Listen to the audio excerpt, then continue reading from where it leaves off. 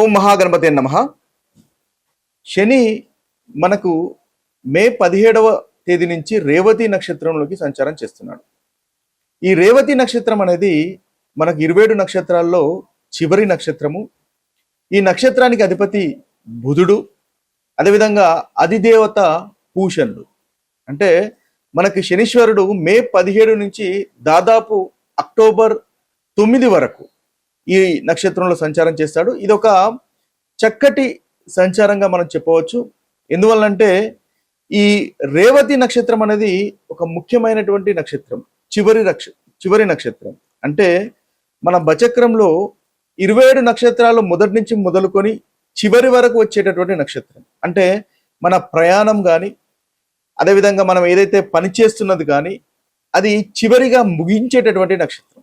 అంటే దీని తర్వాత మళ్ళీ కొత్తగా ప్రారంభమయ్యేటటువంటి నక్షత్రాలు మనకు ఉంటాయి. కాబట్టి ఇది ఒక ముఖ్యమైనటువంటి భూమికను పోషిస్తాయి.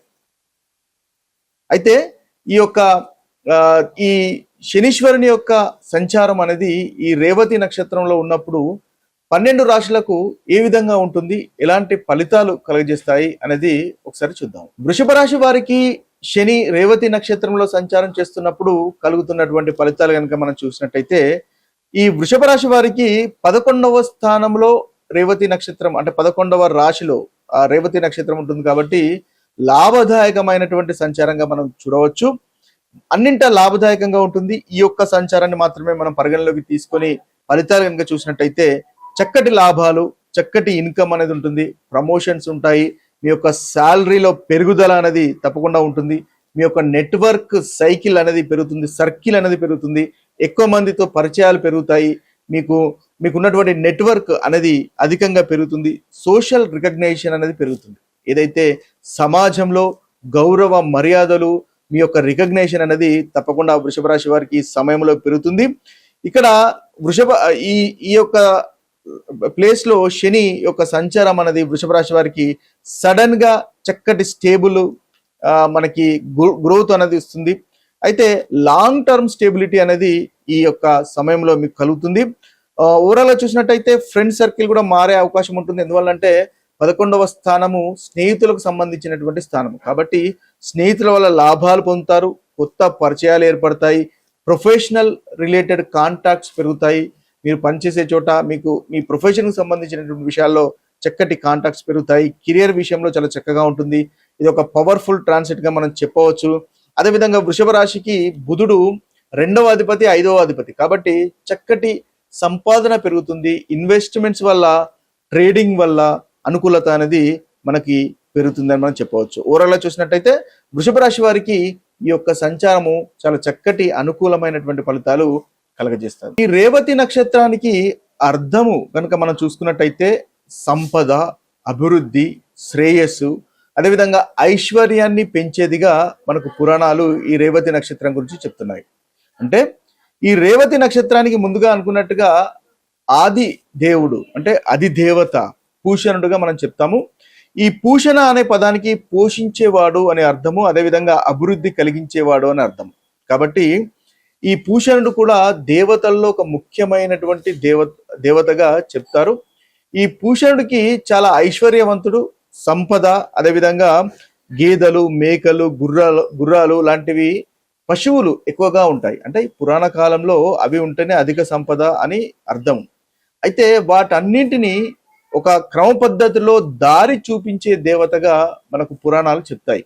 కాబట్టి శనీశ్వరుడు ఎప్పుడైతే ఈ రేవతి నక్షత్రంలోకి సంచారం చేస్తాడో అప్పుడు ప్రతి రాశి వారికి ఒక దారి చూపిస్తాడు. అంటే ఇదివరకు వారు చేస్తున్నటువంటి తప్పులను సరిదిద్దుకునే అవకాశం ఉంటుంది.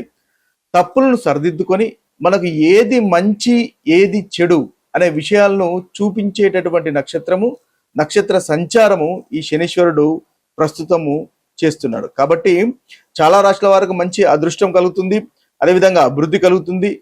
ధన సంపాదనలో సహాయంగా కూడా మనకు ఈ యొక్క నక్షత్రం సంచారము, శని యొక్క నక్షత్ర సంచారం అనేది ఉంటుంది. అదేవిధంగా రేవతి నక్షత్రం అనేది ప్రేమ అభిమానాలకు ఒక ప్రతీకగా చెప్పవచ్చు. సౌమ్యత అనేది ఉంటుంది, కైండ్నెస్ అనేది ఉంటుంది. కాబట్టి శని ఈ యొక్క నక్షత్రంలో సంచారం చేస్తున్నప్పుడు ప్రేమాభిమానాలు పెరుగుతాయి. దయ, కరుణ, మృదుత్వం అనేది దాదాపుగా అన్ని రాశుల వారికి పెరుగుతుంది అని మనం చెప్పవచ్చు.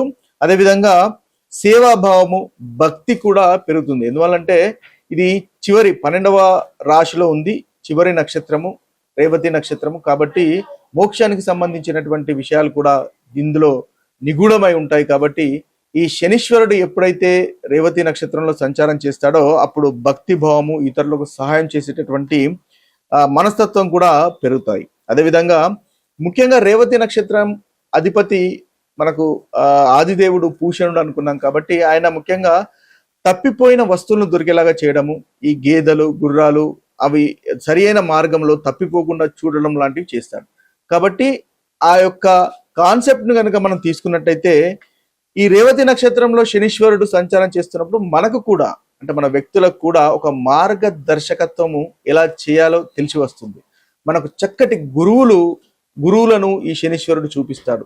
మనకు ఒక చక్కటి సలహాలు కూడా వచ్చేలా చేస్తాడనమాట. సో అలాంటి చక్కటి అభివృద్ధి, ఐశ్వర్యము ఉండేటటువంటి నక్షత్రంగా మనం చెప్పవచ్చు. అయితే ఈ యొక్క నక్షత్రంలో శని సంచారం చేస్తున్నప్పుడు ముఖ్యంగా మనము తీసుకోవాల్సినటువంటి పరిహారాలు కనుక చూసినట్టయితే వీరికి శనీశ్వరుని ఆరాధించండి, హనుమంతుని ఆరాధించండి. తద్వారా చక్కటి ఫలితాలు ప్రతి రాశి వారికి కలుగుతాయి.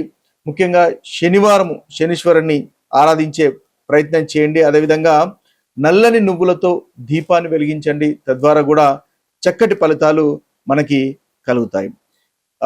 ఇంకా విష్ణు సహస్రనామం పఠించడం వల్ల కూడా చక్కటి ఫలితాలు ఈ యొక్క శనీశ్వరుని వల్ల కలుగుతున్నటువంటి ప్రతికూలత అనేది తొలగిపోయి అనుకూలత అనేది మనకి పెరుగుతుంది. ఈ మేషరాశి వారు శనివారము నల్ల నువ్వుల నూనె దీపం వెలిగించండి, హనుమాన్ చాలీసా పఠించండి.